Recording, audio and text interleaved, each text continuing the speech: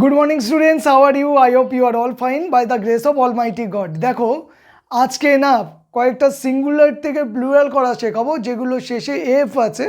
আমরা যদি এফ পাই তাহলে কি করতে হবে? এফটাকে তুলে দিতে হবে। তার বদলে আমরা কি বসাবো? ভি বসাবো। আর তারপরে ইএস যোগ করলেই কিন্তু আমাদের সমস্ত কাজ হয়ে যাবে। চলো বোর্ডের দিকে তাকাও। হাফ আছে, আমাদের প্রথম কাজ কি? এই এফটাকে তুলে দেবো, তাই না?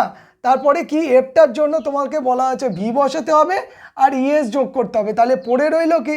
দেখো এইচ এ এল, তারপরে কি আছে? এফটা উঠে যাবে, তার জন্য ভি বসবে আর ইএস যোগ হবে, তাহলে হাফস হয়ে গেল। এটার ক্ষেত্রে একই, এল ও এ, এফটা উঠে যাবে, ভি বসবে, ইএস যোগ হবে। এল ই এ, এল ই এ, এফটা উঠে যাবে, তারপরে কি হবে? ভি যোগ হবে। ডব্লিউ ও এল, এফটা উঠে যাবে, ভিইএস যোগ হবে। সি এ এল এফ, সি এ এল, ভিইএস হবে। ই এল এফ, ই এল, এফটা উঠে যাবে, ভিইএস যোগ হবে। এস এইচ ই এল, এফটা উঠে যাবে, ভি বসবে, তারপরে ইএস যোগ হবে। এসি এল, এসি এল, এফটা উঠে যাবে, ভিইএস যোগ হবে। ঠিক আছে?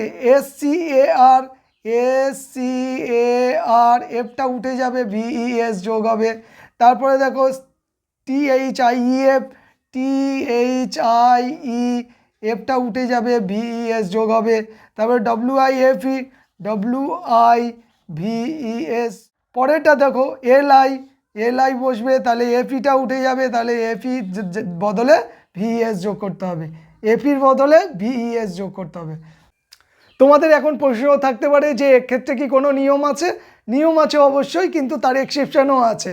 নিয়মটা বলি, যদি কোনো শব্দের শেষে এফ থাকে এবং আগেরটা কনসোনেন্ট থাকে তাহলে আমরা এফটাকে তুলে দেব এবং তার বদলে কি লিখব? ভি লিখব আর প্লাস ইএস যোগ করব। তাহলে সোজা কথায় ভিইএস যোগ করলেই আমাদের কি হয়ে যাবে? না প্লুরাল করা হয়ে যাবে। তাহলে এফটা কিন্তু আর থাকবে না, সেখানে এফটাকে বাদ দিয়ে দিতে হবে। তোমরা এই কটা পুরো থরলি মুখস্থ করে রাখবে, ঠিক আছে?